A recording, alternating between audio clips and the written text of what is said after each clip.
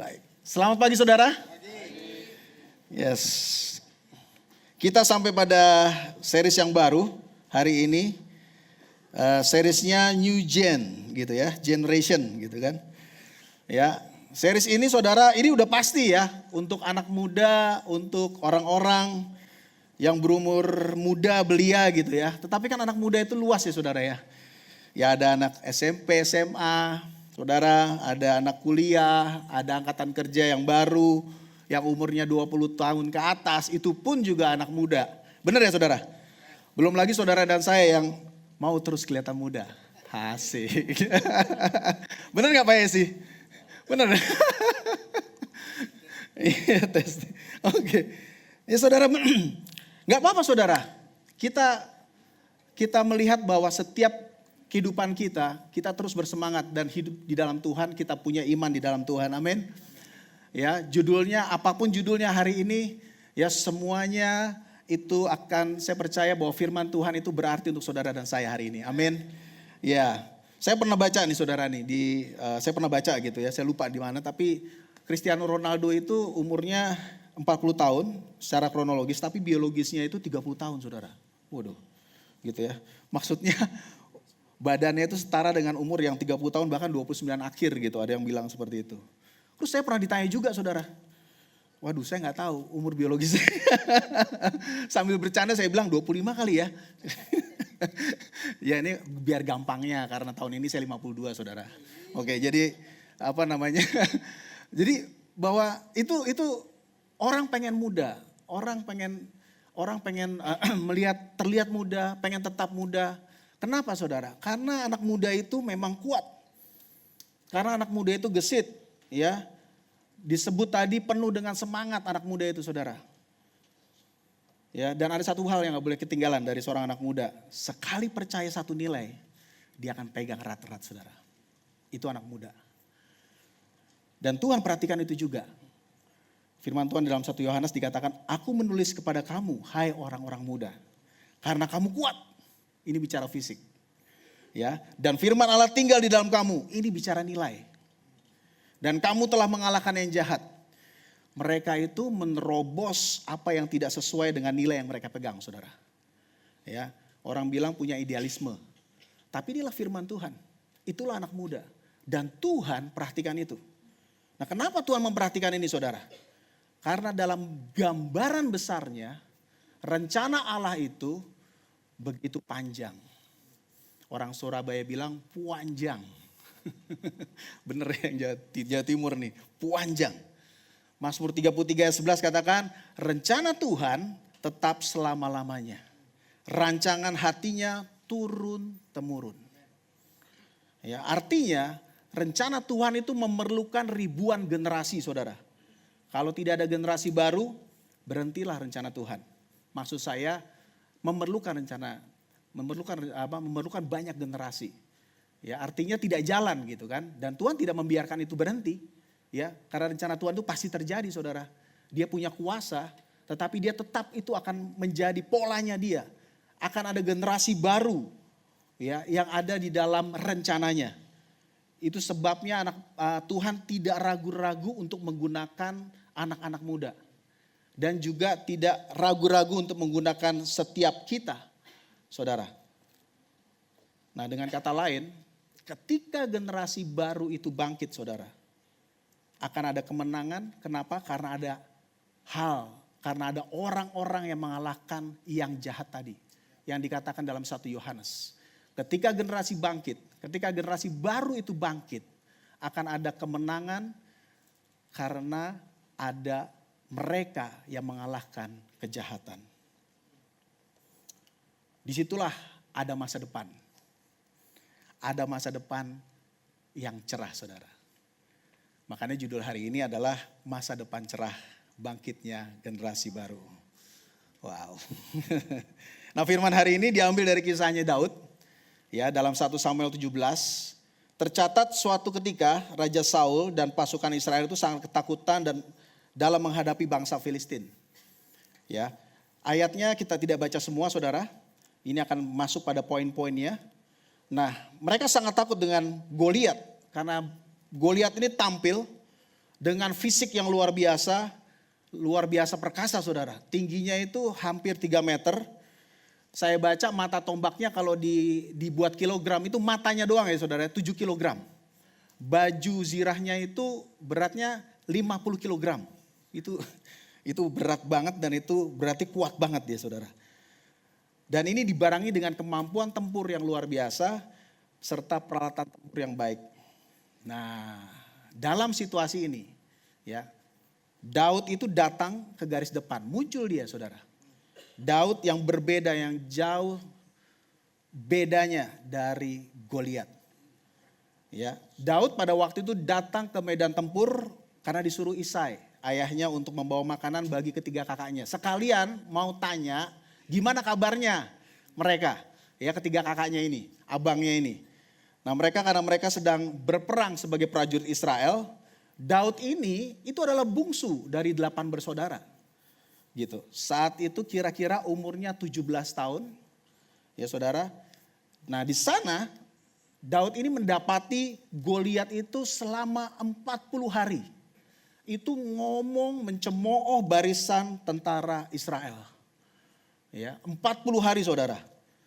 Ya ini tadi pagi Pak Yesi sampaikan itu. Benar itu, 40 hari. Mereka mencemooh barisan tentara Israel. Daud lihat ini gak ada progres. Ini apa gitu kan? Ini perang atau ngomong-ngomong gitu? Ini perang atau hanya bluffing, hanya ngomong aja? Ya nggak ada apa-apa yang terjadi 40 hari. Si Goliat ini ngomong seperti itu dan mengintimidasi bangsa Israel, pasukan Israel. Ya. Nah sampai di situ dulu. Mereka terintimidasi saudara ya, mereka ketakutan. Nah dari situasi ini, apa yang terjadi di 1 Samuel 17 ini, kita bisa belajar pada hari ini 4 karakteristik generasi baru dari kehidupan Daud. Dari situasi ini saudara. Nah karakteristik yang pertama, beriman dengan berani. Daud ini beriman dengan berani. Saya ambil beriman dengan berani seperti slogan kita untuk tahun ini. Beriman dengan berani ya. Oke. Nah, Daud tidak takut saudara dengan cemoohan Goliat. Ya. Dikatakan dalam 1 Samuel 17 ayat 26 dikatakan di sana, siapakah orang Filistin yang tak bersunat ini sampai ia berani mencemoohkan barisan daripada Allah yang hidup? Lihat saudara, Daud tahu betul kebenarannya. Allahnya Israel itu adalah Allah yang sesungguhnya, oleh sebab itu dia berani untuk berkata seperti itu. Ya, siapa yang berani mencemoohkan barisan daripada Allah yang hidup ini?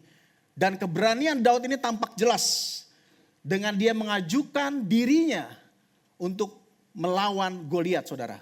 Ini luar biasa. Ya, ketika semua orang Israel lari terbirit-birit, dia mengajukan dirinya untuk melawan Goliat. Ayat 24, ketika semua orang Israel melihat orang itu, yaitu Goliat, larilah mereka daripadanya dengan sangat ketakutan. Nah secara strategi tempur, Goliat ini saudara, ini memang saya nggak ada lawan ini. Ya, nggak ada lawannya, oke, nggak ada bandingannya saudara. Ya, tapi ingat, cuma satu, oke, cuma satu. Nah bagaimana Daud melihatnya? Daud gemes banget saudara. Dia berapi-api, dia gemes dengan situasi itu, berkata dia kepada Saul. Ayat 32. Janganlah seseorang menjadi tawar hati karena dia. Hambamu ini akan pergi melawan orang Filistin itu. Saudara, beriman dengan berani itu bukan omong-omong ya saudara ya. Bukan ngomong aja gitu ya, bukan komentar aja. Yang benar tuh harusnya gini, yang benar harusnya gitu. Ya, tetapi berani beriman itu sampai pada solusinya. Kalau perlu dirinya sendiri yang maju bertempur. Saudara.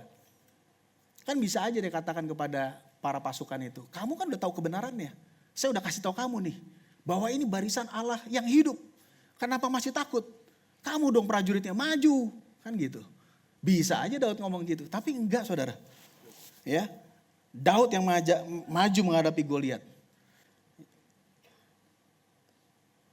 Saudara perhatikan perbedaannya di sini. Ya, antara Daud dengan seluruh pasukan Israel, bahkan Saul sendiri sebagai raja. Goliat mencemooh Israel. Israel dan abang-abangnya Daud mencemooh Daud. Saudara bisa lihat itu. Sampai seperti itu yang terjadi saudara. Itu karena pasukan Israel terjebak dengan perkataannya Goliat. Untuk melihat pertempuran dengan kemampuan fisik. Dan mereka sangat ketakutan dengan itu. Bukan hanya terintimidasi lagi, tapi mereka lari terbirit-birit. Itu yang terjadi saudara. Mereka kemakan daripada tipuan, mereka kemakan daripada perkataan daripada Goliat. Pada waktu itu tentara Israel melihat dengan kemampuan diri sendiri dan berkata, dia terlalu besar untuk dikalahkan. Tetapi Daud melihat Goliat dengan iman, beda saudara. Apa saudara? Dia terlalu besar untuk dilewatkan. Haleluya. Itu bedanya saudara kalau kita melihat dengan iman.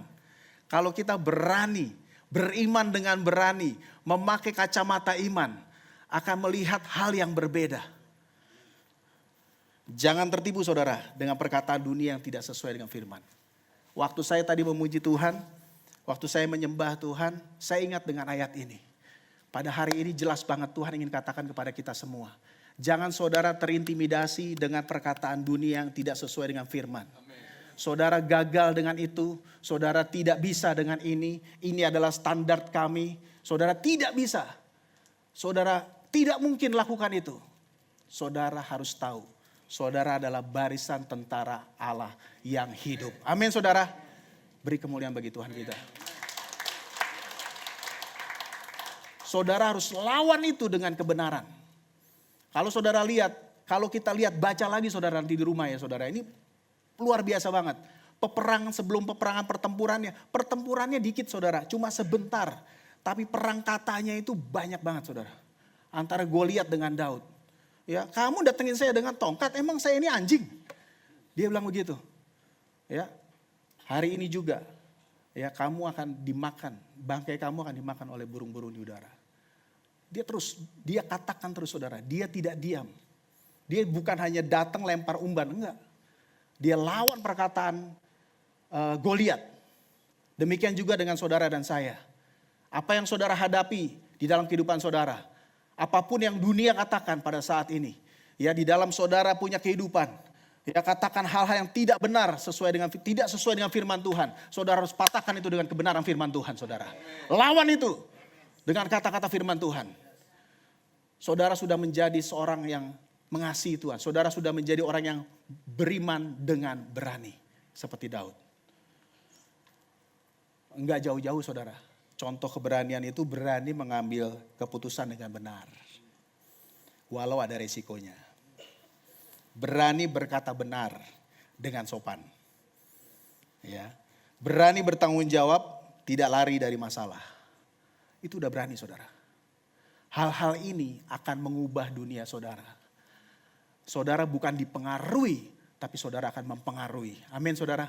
Saudara menjadi influencer. Hari ini influencer dengan TikTok, dengan Instagram. Tapi saudara lakukan itu, saudara sudah menjadi influencer bagi dunia saudara. Apa yang Daud lakukan, dia mempengaruhi sekitarnya. Dia tidak dipengaruhi, tetapi dia katakan dengan kata-kata yang sesuai dengan firman Tuhan. Dia ingatkan bangsanya. Kamu adalah barisan daripada tentara Allah, dari Allah yang hidup. Jangan khawatir, jangan takut. Saya akan hadapi. Ya, dia tidak memperhatikan cemooh kakaknya, ngejek kakaknya. Ngapain kamu ke sini? Enggak kamu pelihara tuh yang 2-3 ekor domba, mana dia? Dia tidak perhatikan itu saudara. Dia bahkan jangan tawar hati. Ya, ini luar biasa. Ini serius. Ini hal yang harus kita kerjakan dan ini harus kita selesaikan dan ini tidak boleh berjalan terus-menerus. 40 hari tidak ada progres. Kita harus selesaikan hari ini. Dan saya maju, saya akan lawan Goliat. Itu yang dikatakan. Generasi baru dengan iman yang berani dapat melihat kesempatan untuk menjadi terang dan garam dunia, saudara. Yang kedua, sejurus dengan iman dengan berani. Daud itu mengandalkan Tuhan. Ya, generasi baru bukan saja mengerti kebenaran, tapi mengalami kebenaran. Daud mengerti kebenarannya. Makanya dia bilang, ini pasukan dari Allah yang hidup. Tapi dia bukan hanya mengerti kebenaran saudara. Dia mengalami kebenaran itu. Daud tidak langsung berhadapan dengan Goliat tanpa persiapan. Ya, ia memiliki pengalaman pribadi dengan Tuhan. saat melindungi dombanya dari singa dan beruang. Ayat 37. Tuhan yang telah melepaskan aku dari cakar singa dan dari cakar beruang. Ya, dia juga akan melepaskan aku dari tangan orang Filistin itu. Generasi baru perlu membangun pengalaman pribadi dengan Tuhan melalui ketaatan kepada firman dalam kehidupan saudara sehari-hari, saudara. Kita perlu taat akan firman Tuhan. Kita perlu lakukan firman Tuhan. Di situ kita akan tahu betapa besarnya Tuhan kita. Great are you Lord. Ketika saudara katakan itu, great are you Lord. Itu karena Tuhan sudah melakukan sesuatu dalam hidup saudara. Amin saudara. Saudara tidak sedang faith confession. Tapi saudara sedang mengakui Tuhan. Saudara sudah menceritakan. Saudara sedang menceritakan apa yang Tuhan sudah kerjakan dalam kehidupan saudara. Great are you Lord. Tuhan ingin saudara seyakin Daud. Ketika menghadapi Goliat saudara. Dia yang sudah melepaskan cakar singa dan beruang. Dia juga akan melepaskan aku saat ini dari orang itu. Dan di ayat yang lain, orang itu seperti binatang. Dia samakan. Saudara tahu ketika seseorang di luar Tuhan, maksud saya orang itu tidak mengandalkan, dia menghina Tuhan.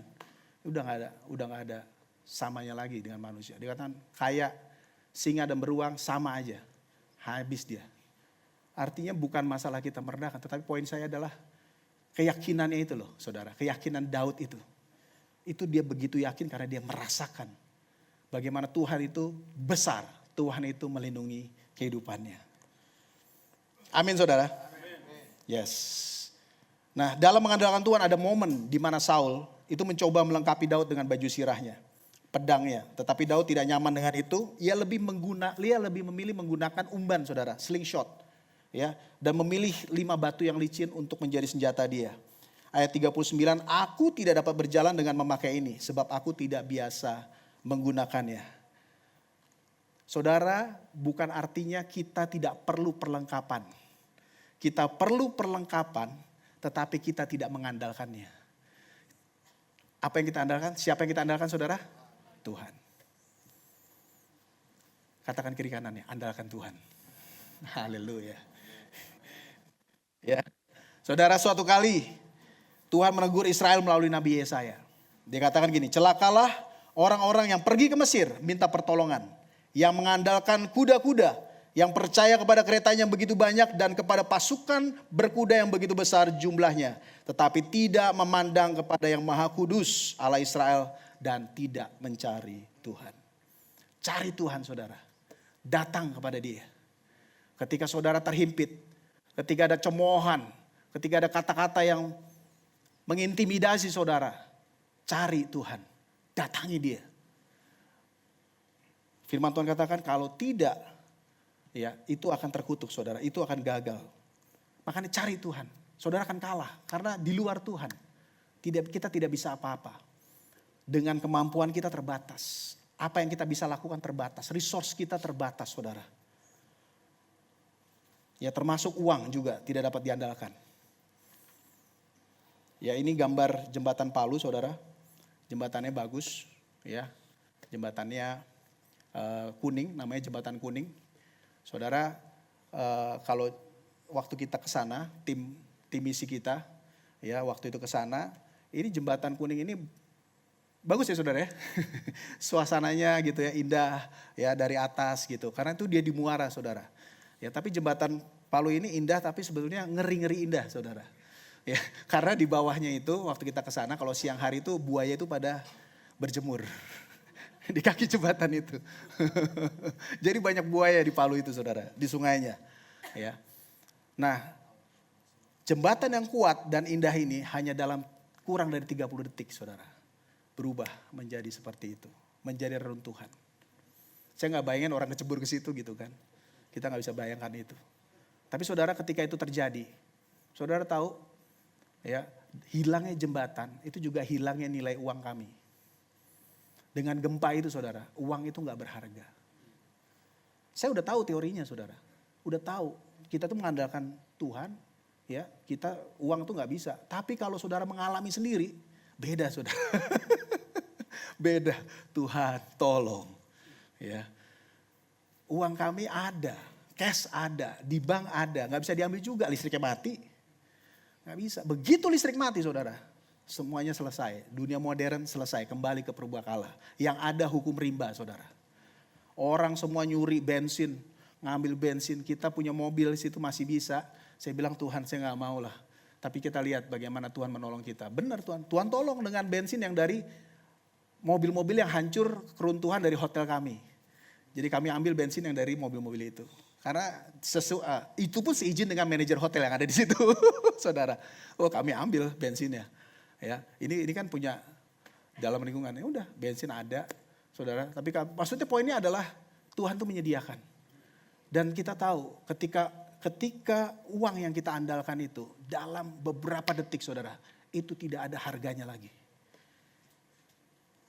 Makanya saudara kita mengandalkan Tuhan. Amin saudara.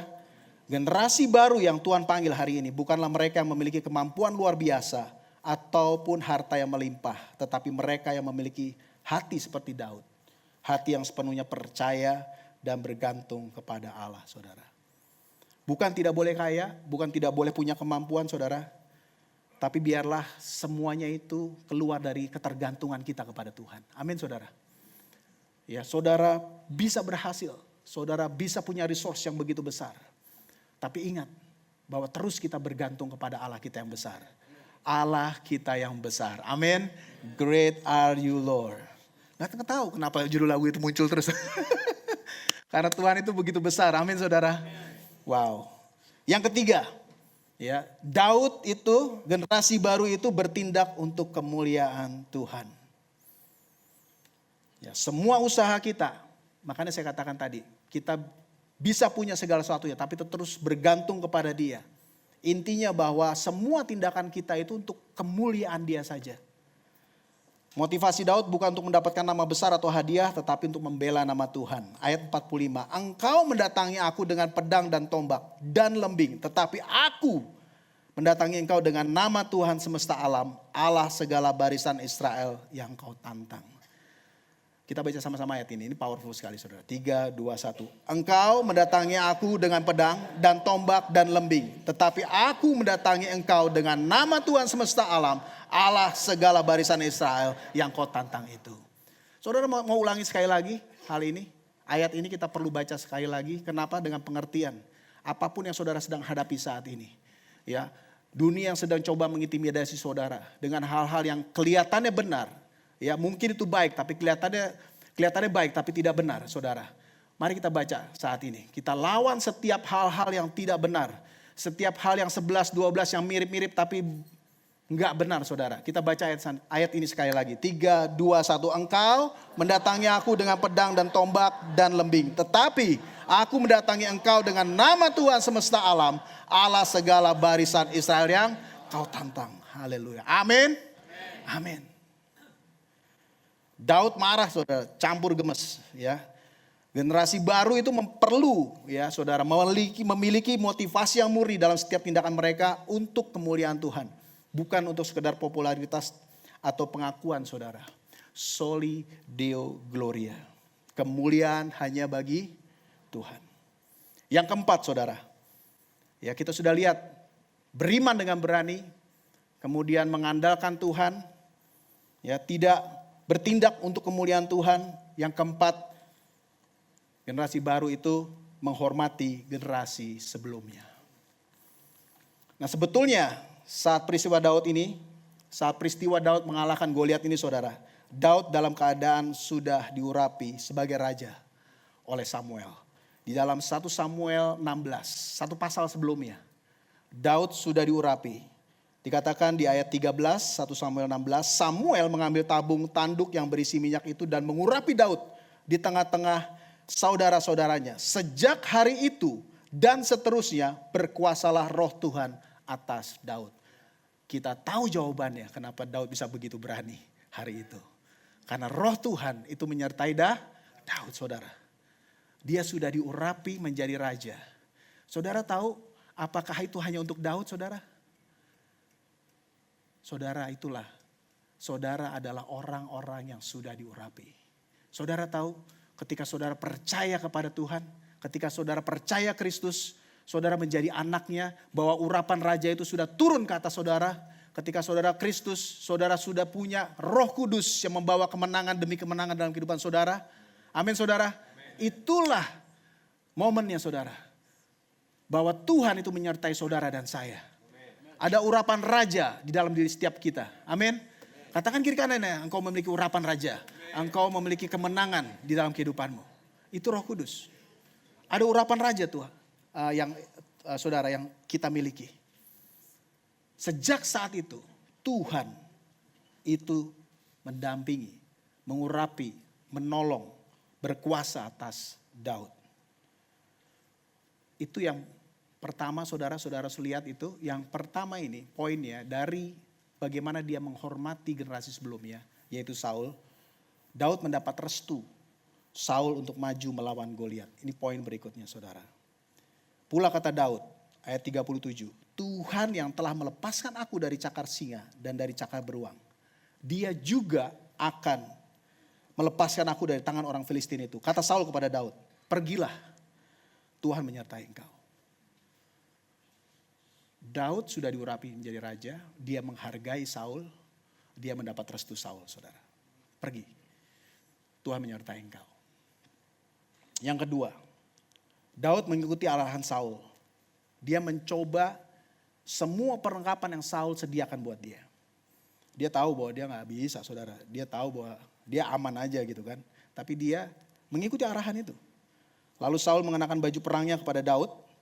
Ditaruhnya ketopong tembaga di kepalanya. Dikenakan baju zirah kepadanya.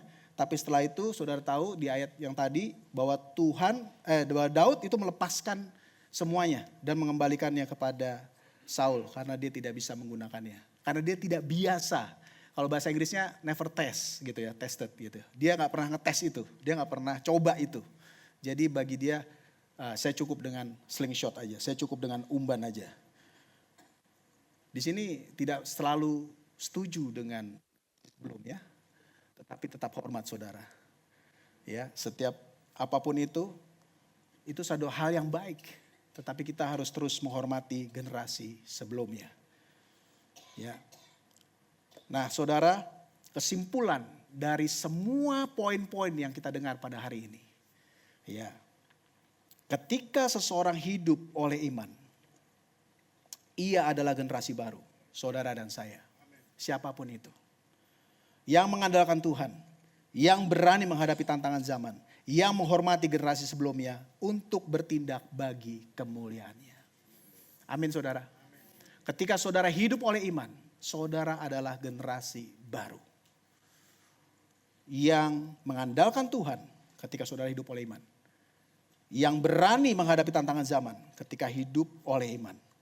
Yang menghormati generasi sebelumnya untuk bertindak bagi kemuliaannya. Di akhir firman pada hari ini saudara, saya mau sampaikan ini ada kesaksian mengenai Victory Weekend. Ya, kemarin. Tepuk tangan dulu ini buat peserta Victory Weekend.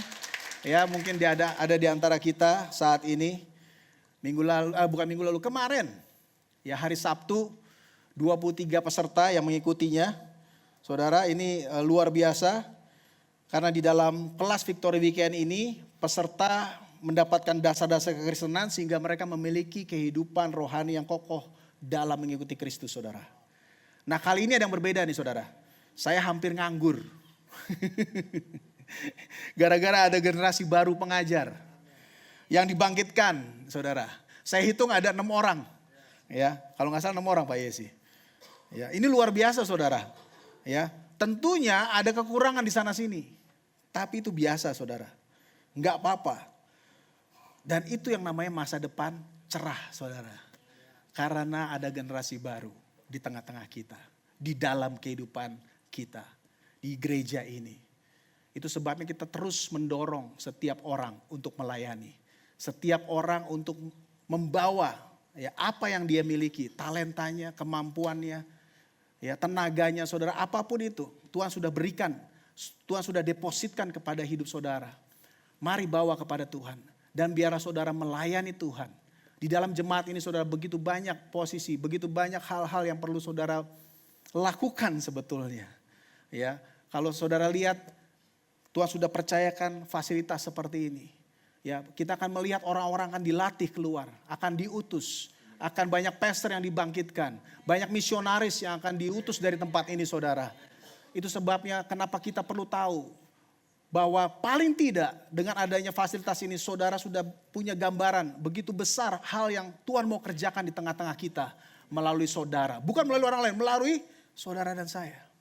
Nggak jauh-jauh, saudara. Melalui saudara dan saya.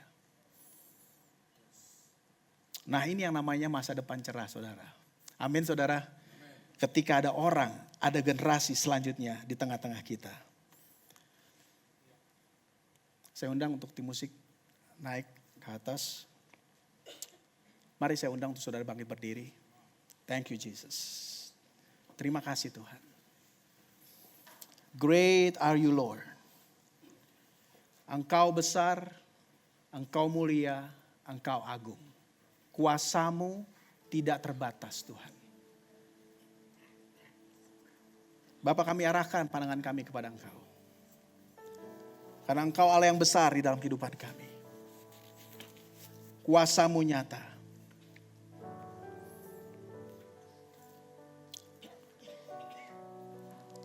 Firman-Mu hidup, Tuhan. Tuhan, aku berdoa pada saat ini. Untuk setiap orang.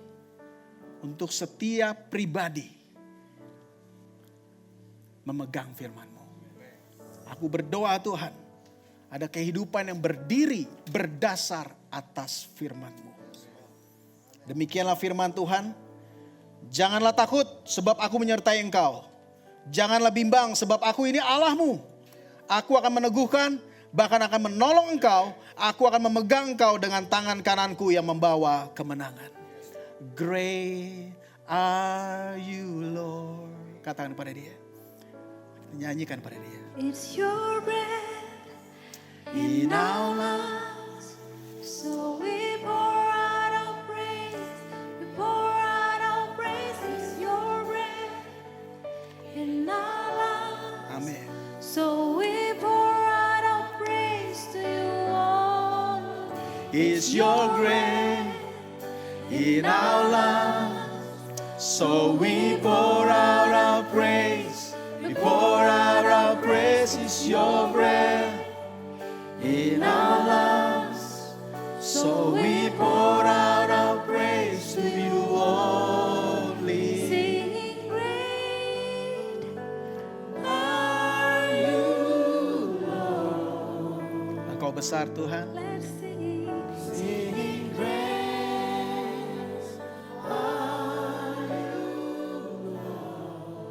Once again, singing great are you. Singing great yes. are you, Lord. Engkau dahsyat, Tuhan. Singing great are you, Lord. It's your breath.